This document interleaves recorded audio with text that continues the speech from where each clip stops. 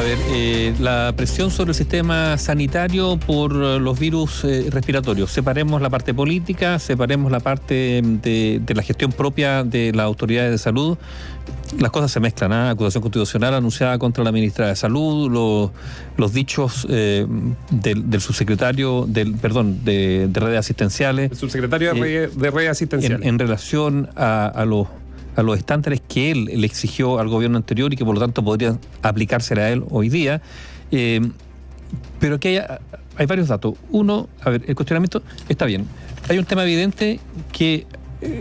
comunicación de riesgo, yo creo que hay una opinión muy transversal de que hubo un problema con adelantarse. Un relajo claro, en la comunicación de lo que podía venir. La comunicación de riesgo que durante la pandemia se entendió, lo dijo Elia Molina acá mismo en la radio, lo han dicho el resto de los exministros de salud, que si algo se aprendió bajo la época de COVID, más allá de quién estaba a cargo, porque de hecho en la época de COVID estuvo el doctor Jaime Mañalich y después estuvo el doctor Enrique París.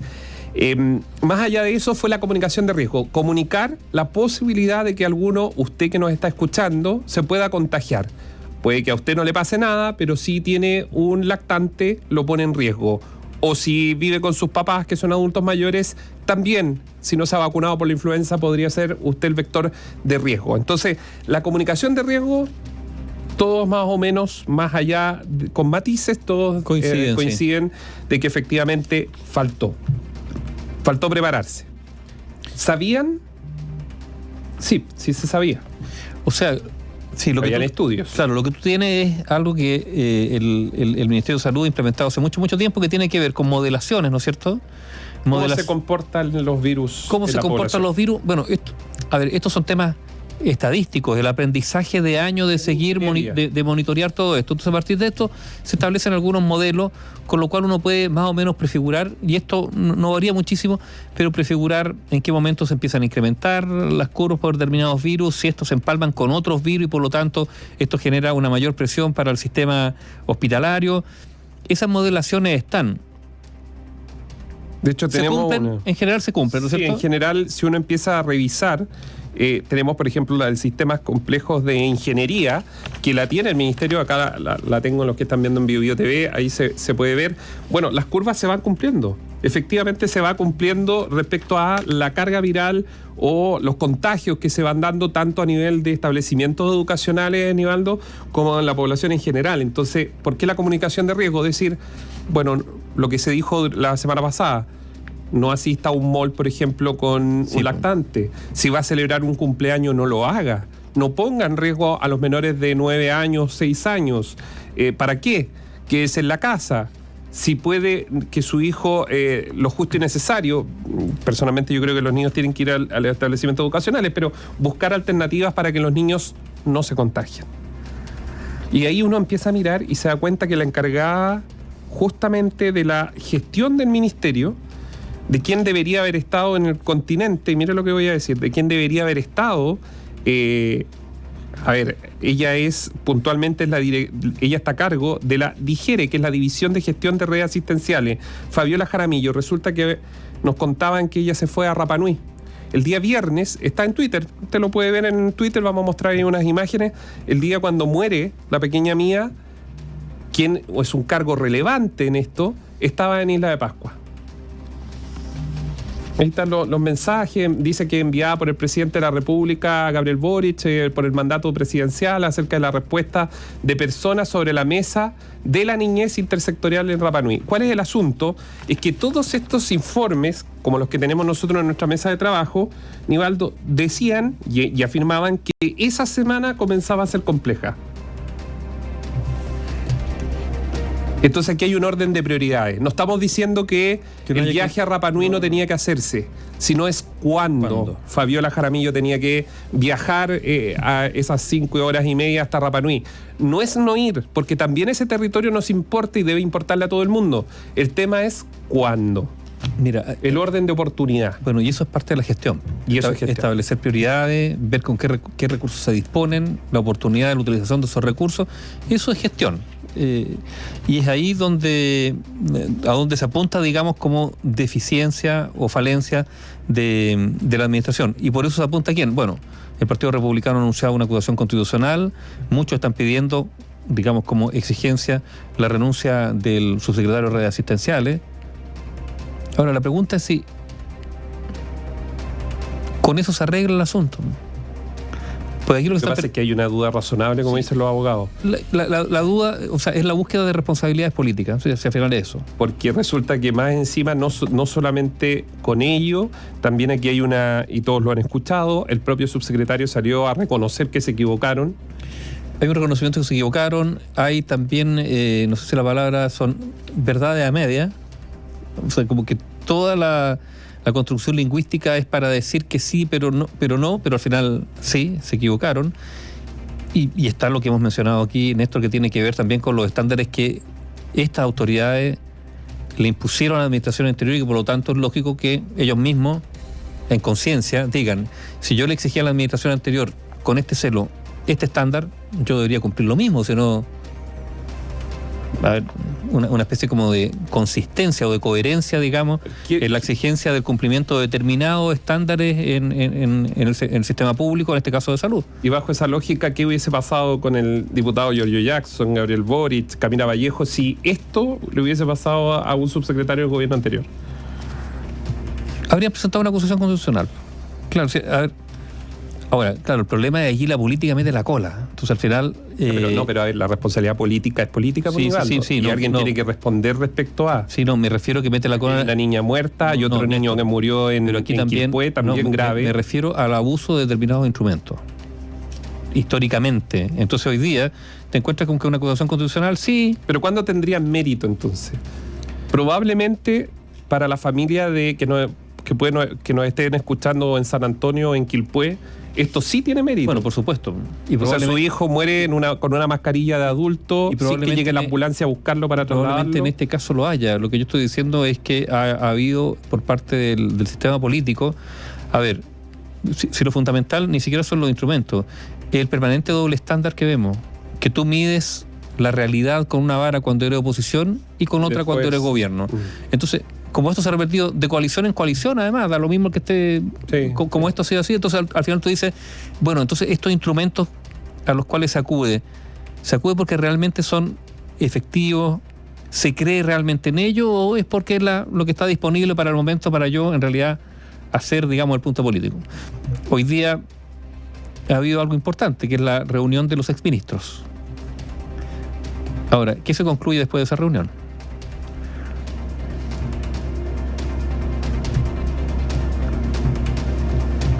Yo creo que todas esas instancias sirven, porque lo más probable, por lo que decía Elia Molina y lo que nos contaron algunos que estuvieron ahí, fue bastante... nadie se puso no hubo una pelea, pero sí se intercambiaron, como por ejemplo, había un consenso general de que el riesgo no se comunicó oportunamente, eso es evidente. Que lo que pasó con la clínica Las Condes evidentemente es un error grave. A ver, previo a esto, para que pongamos en orden las cosas, hay personas desde la región de los lagos, la región de la Araucanía, que fueron trasladadas al norte del país, más de 1.200, 1.500 kilómetros al norte. Imagínese una familia, se va su hijo, la mamá o el papá pueden ir con él, lo que significa para un niño de 2 años, de 1 año, todo el trauma de la propia de la enfermedad, más estar cuando resulta que en Santiago había una posibilidad. Y ahí es donde uno se pregunta por qué, si en la semana 22, entre la 21 y 22, iba a llegar el pic, y hay informes que lo dicen, como en el sistema complejo de ingeniería, que mostraba la modelación de que esto iba en aumento, que la zona centro-sur del país estaba siendo afectada. ¿Cuáles son las medidas? Se le pidió a la Fuerza Aérea de Chile tener los aviones acondicionados para los traslados, se habló con todas las clínicas realmente en una reunión más allá de las asociaciones, arriba de la burocracia. ¿Por qué, si bajo la pandemia se activaron hospitales que no estaban entregados, pero se habilitaron zonas o tramos para urgencias más simples, cosa de ir limpiando las zonas de urgencia? ¿Por qué San Antonio ahora dicen que lo van a utilizar? Bueno, es que son muchas las preguntas. No, y además, y esto lo mencionábamos fuera de micrófono, digamos lo que viera, ¿no es cierto? Sí, y eso es más preocupante aún. O sea, está bien, hay cosas que no se han hecho, está la posibilidad que se hagan, pensando que Lo dijeron las autoridades, ¿no es cierto? Lo que viene ahora... tomar decisiones, estamos a tiempo. Con las jornadas de frío. Bueno, esto va a repercutir también en la salud de las personas mayores. Entonces, va a haber una presión también de ese grupo etario en los sistemas de salud. Se calcula, según estas mismas modelaciones, que a partir del 11, 12 de julio en adelante puede haber un nuevo pic. Se supone que ahora viene una desescalada del pic que conocimos, donde lamentablemente 6 niños murieron. Va a venir otro que debería ocurrir posterior o al regreso prácticamente de las vacaciones de invierno. ¿Y por qué lo digo? Porque el mismo sistema, los sistemas complejos de ingeniería señalan que en atención al rebote del segundo pic pediátrico, que podría coincidir con un pic de adultos por influenza. O sea, adultos mayores con enfermedades preexistentes de base, como se le conoce, ingresan a los sistemas UCI y que obviamente con eso sobrecarguen respecto a al sistema sanitario. Las camas. Eso es. Entonces, ¿qué es lo que habría que hacer? Bueno, lo que nos comentaba una persona sería desde ya estar coordinando con el ejército la instalación de hospitales de campaña. La idea es abrir abanicos para que las personas que realmente están o necesitan una cama lleguen. Por ejemplo, me contaban hoy día, y esto es súper importante, muchas veces pasa en los hospitales, y aquí es súper importante redes asistenciales y este departamento que yo les mencionaba. Muchas veces en los hospitales hay personas que están en camas intermedias, UTI por ejemplo, o en la misma UCI, pero no pueden ser sacadas del lugar si es que el médico no hace la visita, si pasa a hacer la visita. Pero a veces, o los médicos tuvieron una operación de emergencia, o se retrasaron porque en la consulta se demoraron más, que eso siempre ocurre y puede ocurrir. Entonces, a eso hay que ponerle gestión para que ninguna persona pase la cantidad de horas que no sean necesarias utilizando esas camas. O sea, mire lo que llegamos. O sea, eficiencia en el uso de las camas. Eficiencia en el uso de las camas, de las UCI, las UTI, y esto lo saben los médicos perfectamente, igual las enfermeras, en fin, todos quienes asisten frente a este tipo de enfermedad. Eso, yo creo que quedan 3 semanas para el otro pic donde podrían sumarse los adultos mayores, todavía algo se puede hacer. Ya, está eso, y no quería dejar de no comentar cifras que son muy preocupantes y que tiene que ver básicamente, Nivaldo, con estadísticas de Carabineros respecto a las últimas semanas y que comprende las últimas semanas en cuanto a la evaluación a nivel, vamos a hablar de la región metropolitana, pero también están a nivel nacional, que comprende del 29 de mayo al 4 de junio, o sea, a inicios de este mes. ¿Y por qué? Ahí ustedes están viendo en la pantalla cifras. En Bio TV, sí. En Bio TV. Porque son, los homicidios aumentaron un 12,3%. Saltaron en igual fecha al año 2022, íbamos en 146 muertos en la región metropolitana y ahora estamos en los 164, un 12,3%. Pero no es lo único, lamentablemente, porque también hay aumento importante de los robos con intimidación. Fíjese que los robos con intimidación en la región metropolitana aumentaron 14% en igual fecha de esa semana. Y obviamente esto demuestra que todavía la crisis de seguridad está. Porque a veces las noticias van... Sí, pero porque las noticias también tienen ciertas urgencias. Sí, no, hay y además, a ver, por ejemplo, disminuye los robos de vehículos, sí, pero aumentan los homicidios. O sea, entonces seamos justos en calibrar bien qué cosa disminuye y qué cosa aumenta.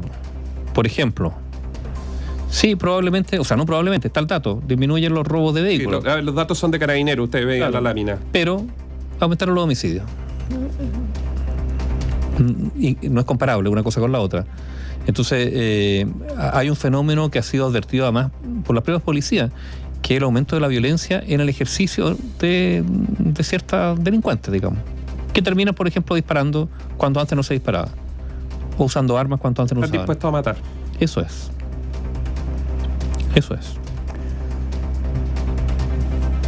Ya, pero queríamos subrayar porque son los datos oficiales, son los datos que entrega Carabineros y que creo que son interesantes porque no lo podemos olvidar. La radio, análisis y opinión independientes.